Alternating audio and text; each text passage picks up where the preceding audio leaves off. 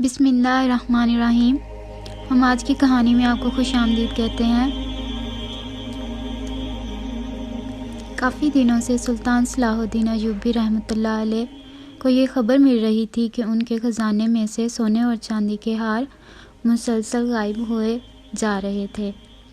پہل تو انہوں نے اس بات پر بالکل بھی توجہ دینا ضروری نہیں سمجھا تھا، کیونکہ اللہ نے ان کو بہت سی دولت سے نوازا تھا اور ایسے بہت سے سونا چاندی ان کے پاس موجود تھے، لیکن آئے روز ایسے سونا چاندی کے ہار گم ہو جانا ان کو پریشانی میں مبتلا کر چکے تھے۔ انہیں سمجھ نہیں آ رہا تھا کہ یہ ایسا کیوں ہوتا ہے۔ اس وجہ سے وہ کسی کو بھی اپنی کیفیت بتانے سے قاصر تھے۔ آج بھی وہ ہر روز کی طرح ہی دربار لگائے بیٹھے تھے، لیکن آج وہ اپنے بالکل بھی حواس میں موجود نہیں تھے۔ وہ کسی اور ہی دنیا میں گم تھے۔ 2-3 بار وزیر نے ان کو دربار کی جانب متوجہ کروایا۔ ان کی سوچوں کی ہنس صرف اور صرف انہیں خزانے کی جانب ہی تھی۔ بار بار شاہی خزانے سے یہ بات ان کے کانوں میں آ رہی تھی کہ ہر روز ہی سونے چاندی کے ہار مسلسل غائب ہوئے جا رہے ہیں۔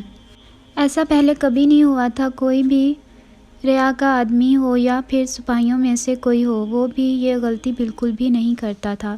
شاہی خزانے میں سے چوری کرنا یعنی اپنے لیے بہت بڑی سزا رقم کرنا۔ اس وجہ سے کوئی بھی شاہی خزانے کی طرف آنکھ اٹھا کر نہیں دیکھتا تھا۔ لیکن کچھ دنوں سے یہ خبر گردش کر رہی تھی کہ شاہی خزانے میں سے سونے چاندی کے ہار روزانہ مسلسل غائب ہو رہے تھے۔ انہیں بہت سے لوگوں پر شک تھا، لیکن وہ اپنا شک ایک دم سے ظاہر نہیں کر سکتے تھے۔ یہی وجہ ان کی عادات میں شامل تھا کہ وہ ہمیشہ ہی اپنے سارے معاملات کی تحقیقات کرتے تھے، دونوں جانب سے پوری بات کو سنتے تھے، اس کے بعد ہی اس معاملے کی تہہ تک پہنچتے تھے۔ آج بھی وہ انہی سب باتوں کے بارے میں سوچ رہے تھے کہ وہ کیسے اس معاملے کو حل نکالیں۔ انہوں نے دربار آج جلدی اختتام کر دیا تھا اور اپنے مخصوص کمرے میں آ گئے تھے۔ اس کمرے میں کسی کو بھی آنے کی اجازت نہ تھی۔ یہ سلطان صلاح الدین ایوبی رحمۃ اللہ علیہ کا خاص کمرہ تھا۔ یہاں پر ان کے نہ ہی فرزند داخل ہو سکتے تھے، نہ ہی ان کی زوجہ۔ کسی کو بھی بنا اجازت کے کمرے میں آنے کی اجازت نہیں تھی۔ کافی دیر سے اس کمرے میں ٹہل رہے تھے، اس معاملے کی تہہ تک پہنچنے کی کوشش کر رہے تھے، لیکن انہیں کوئی بھی سراغ نہیں مل رہا تھا۔ تھوڑی دیر تک وہ اس کمرے کے اندر موجود رہے اور باہر کھڑے ہوئے سپاہی کو حکم دیا کہ وہ فوراً ہی وزیر کو بلا لائے۔ ان کا حکم فوراً بجا لایا گیا اور چند سیکنڈ بعد ہی وزیر سلطان صلاح الدین ایوبی رحمۃ اللہ کی خدمت میں حاضر ہو گیا تھا۔ وہ بہت ادب کے ساتھ ان کے سامنے کھڑا ہوا تھا، جبکہ سلطان بالکل خاموش تھے۔ وہ سمجھ نہیں پا رہے تھے کہ وہ اپنی کیفیت وزیر تک کیسے پہنچائے۔ کمرے میں کافی دیر تک خاموشی ہی رہی تھی۔ وزیر کو اجازت نہیں تھی کہ وہ اس کے سامنے کوئی سوال کر پاتا، لیکن جب اس نے سلطان صلاح الدین ایوبی رحمۃ اللہ علیہ کو اضطرابی کیفیت میں دیکھا تو وہ خود ہی ان سے پوچھنے لگا، سلطان معظم، سب خیریت تو ہے؟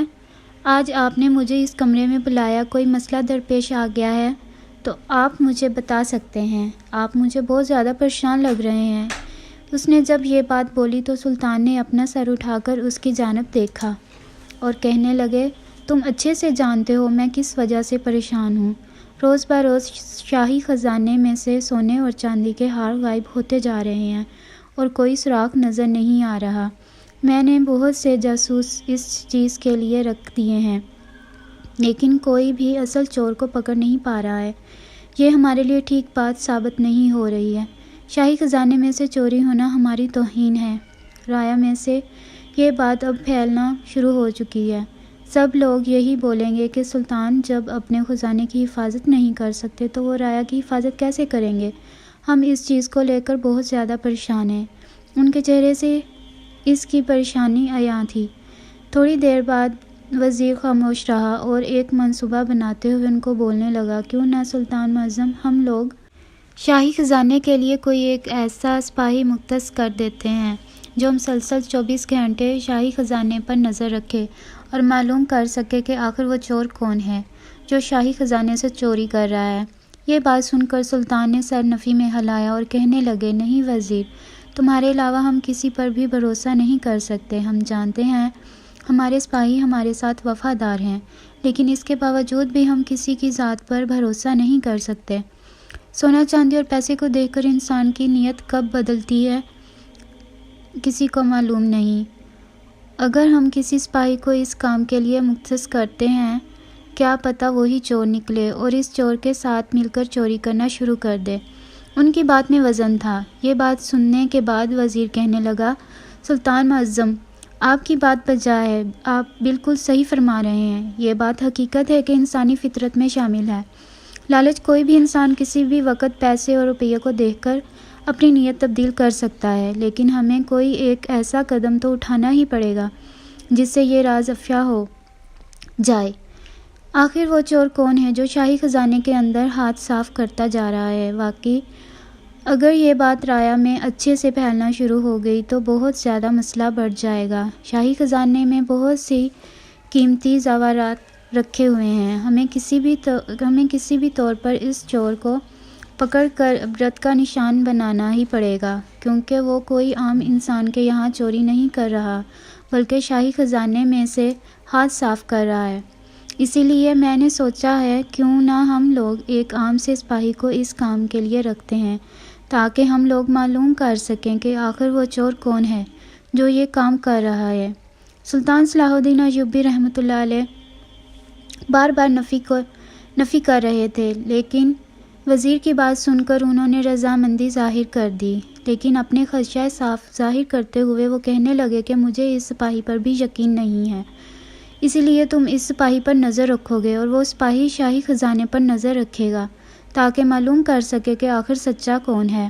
وزیر ان کا حکم فوراً ہی بجا لایا اور رات ہوتے ہی اس نے تمام سپاہیوں کو کھڑا کر کے ان میں سے ایک کو بہت خاموشی کے ساتھ چنا اور اکیلے لے جا کر اس کو سارے معاملات سمجھا دیے۔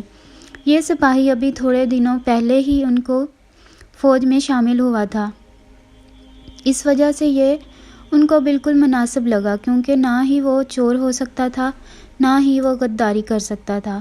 وہ نڈر اور جان باز سپاہی تھا، اس وجہ سے ان کو وہی ٹھیک لگا۔ ساری رات وہ سپاہی خزانے کے سامنے بیٹھ کر پہرا دیتا رہا اور وزیر اس کے اوپر ہی نظر رکھے ہوئے تھا، کہیں وہ ہی نہ غداری کرنا شروع کر دے۔ پہلی رات تو وزیر کو اس بندے میں کوئی خرابی نظر نہیں آئی، وہ اپنا کام بہت ایمانداری سے کر رہا تھا، اس وجہ سے وہ اگلے روز آدھی رات کو ہی اپنے کمرے میں چلے گئے، لیکن وہ یہ نہیں جانتے تھے یہی ان کی سب سے بڑی غلطی ہے، کیونکہ آدھی رات کے بعد ہی تو اصلی گناہ گار کو سامنے آنا تھا۔ وہ سپاہی بہت چکنا ہو کر کھڑا ہوا تھا، اسے کسی بھی طور پر اصلی مجرم کو پکڑ کر سلطان کے سامنے کرنا تھا، کیونکہ وہ کسی بھی طور پر سلطان کی نظروں میں آنا چاہتا تھا تاکہ سلطان اس سپاہی سے خوش ہو جائے اور اس کو بھاری انعام سے نواز دے۔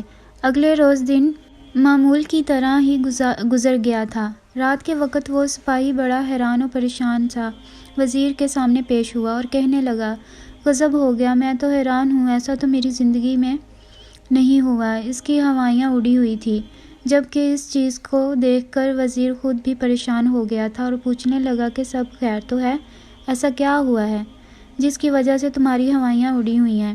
وہ کہنے لگا، جو منظر میں دیکھ کر آ رہا ہوں وہ مجھے بالکل ہی حیران کر گیا ہے، میں نے ایسا بالکل بھی نہیں سوچا تھا کہ ایسا بھی ہو سکتا ہے۔ وزیر تحمل سے کہنے لگا، تم آرام سے مجھے ساری تفصیل بتاؤ کہ آخر ایسا کیا تم نے وہاں دیکھ لیا جو تم اتنا زیادہ پریشان ہو رہے ہو؟ وہ کہنے لگا، وزیر صاحب، شاہی خزانے کا چور کوئی اور نہیں بلکہ ایک چڑیا ہے۔ یہ بات سن کر وزیر کے چہرے پر ناسمجھی کے تاثرات آنے لگے اور کہنے لگا، دماغ ٹھیک ہے تمہارا؟ کیا کہنا چاہتے ہو؟ شاہی خزانے کا چور کوئی اور نہیں ایک چڑیا ہے، تمہارا دماغ تو ٹھیک ہے یا تم مجھے پاگل بنا رہے ہو؟ وہ فوراً ہی وزیر کے نفی کرتے ہوئے کہنے لگا، نہیں، میں سچ کہہ رہا ہوں، میں نے کل ایک چڑیا کو ایک ہار اٹھا کر لے جاتے ہوئے دیکھا تھا۔ وہ اتنے دعوے اور سچائی کے ساتھ بول رہا تھا کہ ایک پل کو وزیر بھی خاموش ہو گیا اور کہنے لگا، ٹھیک ہے، تم جا کر ابھی بھی اس شاہی خزانے پر ہی نظر رکھو، میں یہ بات بادشاہ سلامت تک پہنچا دوں گا۔ پھر وہ اپنے طریقے سے ہی اس معاملات کی تحقیقات کرنے لگا۔ یہ بات سن کر سپاہی جا چکا تھا، جبکہ وزیر اب کسی اور کی کھوج میں لگ گیا تھا۔ اس کو بالکل بھی یہ بات سمجھ نہیں آ رہی تھی کہ ایک چڑیا بھلا کیسے سونے اور چاندی کا ہار اپنے منہ میں دبا کر لے جا سکتی ہے۔ چڑیا بہت چھوٹی سی ہوتی ہے جبکہ چاندی اور سونے کے ہار کافی بھاری ہوتے ہیں۔ یہی وجہ ان کو حیران اور پریشان کر رہی تھی۔ اگر سپاہی یہ بول دیتا کہ کوئی چیل آتی ہے اور وہ ایسا کر جاتی ہے تو پھر بھی اس بات کا یقین کیا جا سکتا تھا، لیکن یہ والی بات اس کو بہت بے چین کر گئی تھی۔ وہ فوراً ہی سلطان کے پاس پہنچ گیا اور ان کو سارے معاملات سے آگاہ کر دیا۔ سلطان صلاح الدین ایوبی رحمۃ اللہ علیہ نے جب تمام روایات سنی تو وہ کہنے لگے، نہیں وزیر، بات کچھ اور ہے۔ میں کہہ رہا تھا تم سے کہ میں تمہارے علاوہ کسی پر بھی بھروسہ نہیں کر سکتا۔ چور کوئی چڑیا نہیں بلکہ ہماری ہی فوج کا کوئی سپاہی ہے۔ یہ بات سننے کے بعد وزیر بھی سر اس بات میں ہلانے لگا اور کہنے لگا، بادشاہ سلامت، آپ بالکل ٹھیک بول رہے ہیں۔ میں مان ہی نہیں سکتا کہ شاہی خزانے میں سے چوری ہونے والے وہ سونے چاندی کے ہار کوئی چڑیا لے جا سکتی ہے، بلکہ یہ کام کسی سپاہی کا ہی ہے، اور مجھے یہاں تک لگ رہا ہے اس نظر رکھنے والے سپاہی نے بھی اس چور سے ہاتھ ملا لیا ہے، جس کی وجہ سے یہ وہ بات گھما پھرا کر ہمیں بتا رہا ہے۔ اسی لیے آج کی رات میں شاہی خزانے میں ہی گزاروں گا، اصلی گناہ گار ہمارے سامنے آ جائے گا۔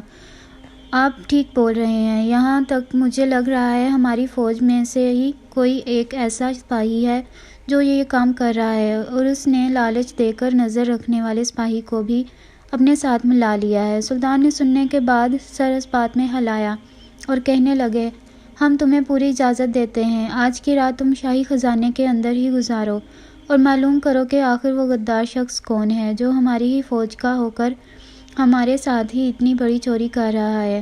یہ بول کر اندر محل کے جانب چلے گئے، جبکہ وزیر سوچتا ہوا اپنے کمرے میں آ گیا اور خود کو رات کے لیے تیار کرنے لگا۔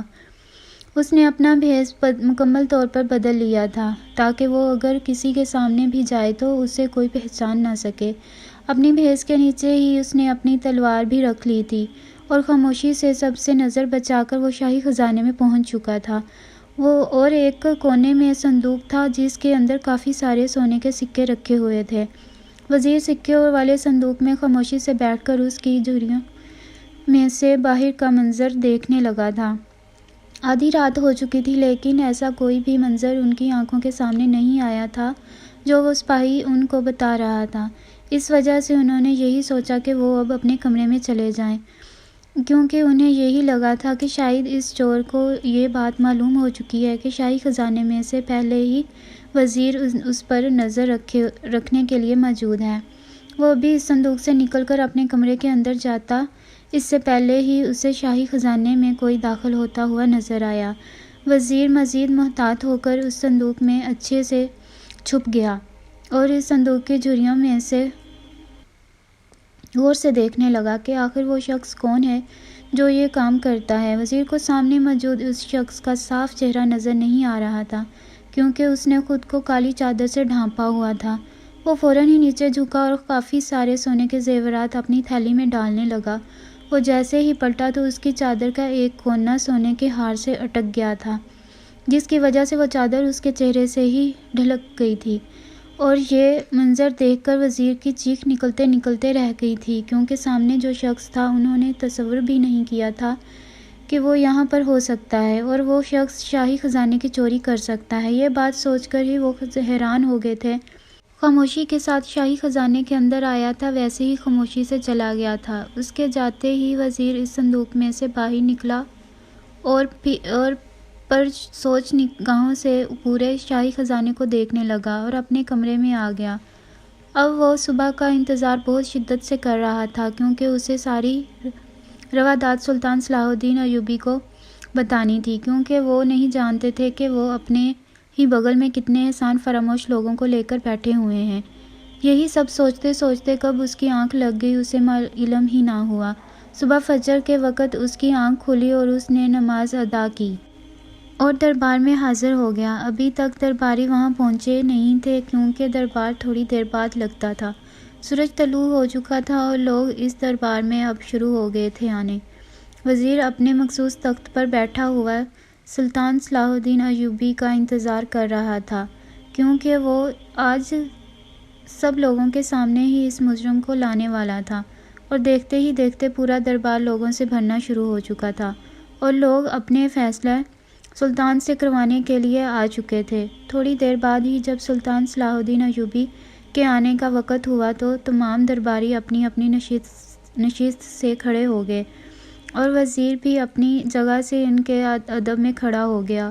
وہ ایک شان سے چلتے ہوئے قدم با قدم اپنی نشست پر آئے اور خاموشی سے سب لوگوں کو سلام کا جواب دیا۔ ان کی پرسوچ نگاہ وزیر پر ہی تھی۔ وزیر اپنی جگہ سے کھڑا ہوا اور بیچ دربار میں جا کر سلطان صلاح الدین کو دیکھتے ہوئے کہنے لگا، بادشاہ سلامت، جان کے ایمان پاؤں تو عرض کرنا چاہتا ہوں۔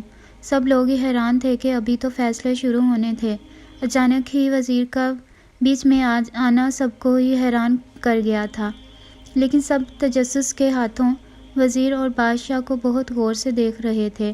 سلطان صلاح الدین ایوبی نے سر اس بات میں ہلایا اور کہنے لگے، جان کی ایمان ہے تو بات کرنی ہے، آپ کر سکتے ہیں، اور کہنے لگے، سلطان معظم، آپ کا مجرم مل چکا ہے۔ یہ بات سننی تھی کہ سلطان کی آنکھوں میں چمک سی دوڑ گئی۔ وہ فوراً ہی اپنی جگہ سے کھڑے ہوئے اور کہنے لگے، بتاؤ کون ہے وہ بدبخت شخص جو یہ حرکت کر رہا ہے؟ آخر کون ہے وہ گناہ گار جس نے اتنی ہمت کی اور میرے شاہی خزانے میں سے ہاتھ صاف کرتا رہا؟ یہ بات سننی تھی کہ وزیر نے فوراً ہی پیچھے کی طرف گھوم کر سپاہیوں کو حکم دیا کہ لے آؤ اس شخص کو۔ تھوڑی دیر بعد ہی اندر آنے والے شخص کو دیکھ کر سلطان اپنی جگہ سے کھڑے ہو گئے اور گرجتی ہوئی آواز میں وزیر کو دیکھتے ہوئے کہنے لگے، یہ کیا گستاخی ہے؟ تمہیں معلوم نہیں ہے کہ یہ شخص کون ہے اور تم نے کس طریقے سے اس کو بندی بنایا ہوا ہے، جبکہ وہ شخص سر جھکائے بیٹھا ہوا تھا۔ وزیر نے جب سلطان کو غصے میں آتا دیکھا تو اس نے دوسرے سپاہیوں کو بھی حکم دیا کہ وہ فوراً ہی اس سپاہی کو لے کر آیا جائے جو نظر رکھنے کے لیے مختصم کیا گیا تھا۔ اس کا حکم فوراً ہی بجا لایا گیا اور اس وزیر کو بھی ویسے ہی بندی بنا کر بٹھا دیا گیا، جبکہ اس منظر کو دیکھ کر سب لوگ ہی آپس میں باتیں کر رہے تھے کہ آخر وزیر کو ایسا کیا ہو گیا جو وہ ایسی حرکتیں کر رہا ہے۔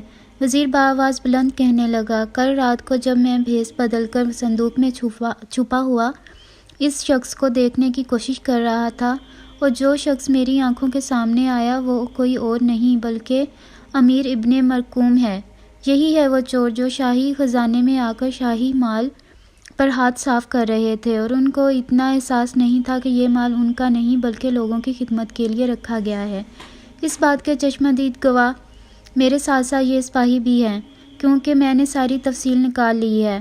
اس شخص نے جب رات کے پہر سپاہی کو خود کی پہرہ بندی کرتے ہوئے دیکھا تو اس نے اس کو لالچ دی تھی کہ وہ اس کو بہت سارا سونا اور چاندی دے دے گا، اس لیے وہ کسی کو بھی ان کا نام نہ بتائے، لیکن یہ آپ کے ساتھ وفادار رہنا چاہتا تھا، اس لیے اس نے منع کر دیا تھا اور اس نے کہا تھا کہ وہ ہر حال میں آپ تک یہ بات لازمی پہنچائے گا۔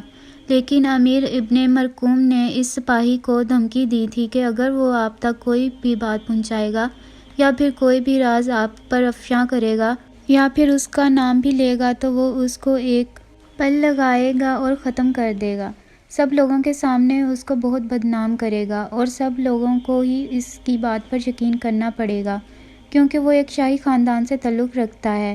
سب لوگ ہی پھٹی پھٹی نگاہوں سے وزیر اور بادشاہ کو دیکھ رہے تھے کیونکہ امیر ابن مرکوم شاہی خاندان کا تھا اور اس پر یہ حرکت بالکل بھی زیب نہیں دیتی تھی، لیکن وزیر کے کہنے کے مطابق وہی چور تھا۔ یہ بات سن کر سب حیران رہ گئے تھے۔ سلطان صلاح الدین ایوبی نے امیر ابن مرکوم کی جانب دیکھا اور کہنے لگے، اگر تم اپنی صفائی میں کچھ کہنا چاہتے ہو تو تم کہہ سکتے ہو۔ اس نے سر اٹھایا اور کہنے لگا، سلطان معظم، آپ کا وزیر جھوٹ بول رہا ہے، اس نے نہ جانے کیا دیکھ لیا ہے اور مجھے صبح سے بندی بنایا ہوا ہے۔ میں جانا چاہتا ہوں تو مجھ پر تلوار رکھ کر دباؤ ڈالتا ہے کہ یہ انسان بالکل ہی اپنا آپا کھو چکا ہے اور یہ بھول چکا ہے کہ میں کون ہوں۔ یہ بات سن کر سلطان صلاح الدین ایوبی کچھ کہتے اس سے پہلے ہی نظر رکھنے والا سپاہی کہنے لگا، سلطان معظم، امیر ابن مرکوم جھوٹ بول رہے ہیں، وزیر صاحب بالکل سچ کہہ رہے تھے۔ اس دن بھی یہی ہوا تھا۔ جب میں شاہی خزانے پر نظر رکھے ہوئے تھا تو آدھی رات کے پہر امیر ابن مرکوم ہی آئے تھے اور شاہی خزانے میں سے سونے اور چاندی کے ہار اٹھا رہے تھے۔ میں نے جب ان کو روک کر کہا کہ آپ ایسا ہرگز نہیں کر سکتے، میں آپ کی شکایت سلطان معظم سے کروں گا، تو انہوں نے مجھے پہلے لالچ دی اور اس کے بعد مجھے دھمکانے لگے کہ اگر میں نے آپ کے سامنے کوئی بھی راز کھولا تو وہ مجھے ختم کر دیں گے، لیکن آج میں خود کو کسی بھی بوجھ تلے دبنے نہیں دے سکتا اور نہ ہی خود کے ساتھ ناانصافی ہوتے ہوئے دیکھ سکتا ہوں۔ اس وجہ سے ہی میں نے آج سب لوگوں کے سامنے اس راز کو افشاں کر دیا ہے کہ وزیر صاحب سچ کہتے ہیں اور امیر ابن مرکوم جھوٹ بول رہے ہیں۔ وہی چور ہے اور وہی خزانے میں سے چوریاں کر رہا ہے۔